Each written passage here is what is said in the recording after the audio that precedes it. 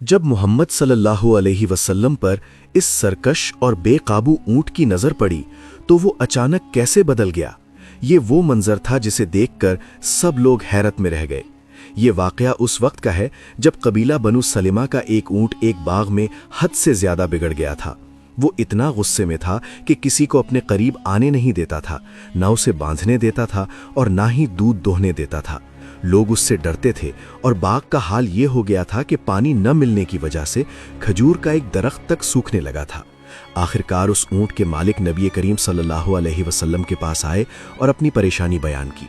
आप सल्लल्लाहु अलैहि वसल्लम ने फरमाया, चलो हमें वहां ले चलो। आप सल्लल्लाहु अलैहि वसल्लम उनके साथ उस बाग तक पहुंचे जहां वो बिगड़ा हुआ ऊंट खड़ा था। ऊंट के मालिक ने घबराकर अर्ज किया, या रसूल अल्लाह, इसके करीब न जाएं, हमें आपकी जान का खतरा महसूस होता है। मगर नबी करीम सल्लल्लाहु अलैहि वसल्लम ने सुकून से फरमाया, कोई नुकसान नहीं होगा। जैसे ही उस सरकश ऊंट ने रसूल अल्लाह सल्लल्लाहु अलैहि वसल्लम को देखा, उसका सारा गुस्सा खत्म हो गया। वो आहिस्ता आहिस्ता आगे बढ़ा, उसकी आंखों में नरमी आ गई और उसने अपना सर झुकाकर आप सल्लल्लाहु अलैहि वसल्लम के कदमों में गिर पड़ा, जैसे आजिज़ी से सजदा कर रहा हो। नबी करीम सल्लल्लाहु अलैहि वसल्लम ने शफकत से उसके सर पर हाथ फेरा। फिर आप सल्लल्लाहु अलैहि वसल्लम ने लोगों से फरमाया, इसे करीब लाओ और बांध दो।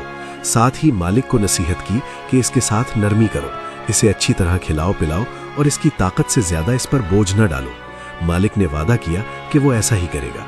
ये हैरत अंगेज मंजर देखकर लोगों ने अर्ज किया, या रसूल अल्लाह, जब एक जानवर आपकी इज्जत में यूं झुक जाता है तो हम तो इससे ज्यादा हक रखते हैं कि आपको सजदा करें। आप सल्लल्लाहु अलैहि वसल्लम ने फौरन उन्हें रोकते हुए फरमाया, ऐसा मत कहो, अल्लाह की कसम, उसने मुझे सजदा नहीं किया बल्कि अल्लाह ने उसे मेरे सामने मुती बना दिया है। सुभान अल्लाह, ये वो अजीम रसूल हैं जिन्होंने न सिर्फ इंसानों को हिदायत दी बल्कि जानवरों के हुकूक तक सिखाए। अगर हम वाकई आप सल्लल्लाहु अलैहि वसल्लम की उम्मत हैं तो हमें भी रहमत, इंसाफ और मेहरबानी को अपनी ज़िंदगी का हिस्सा बनाना चाहिए। अल्लाह का शुक्र अदा करें कि उसने हमें ऐसे अजीम रसूल की उम्मत में पैदा किया। अगर दिल से शुक्र अदा करना चाहते हैं तो दिल में ज़रूर कहें, अल्हम्दुलिल्लाह।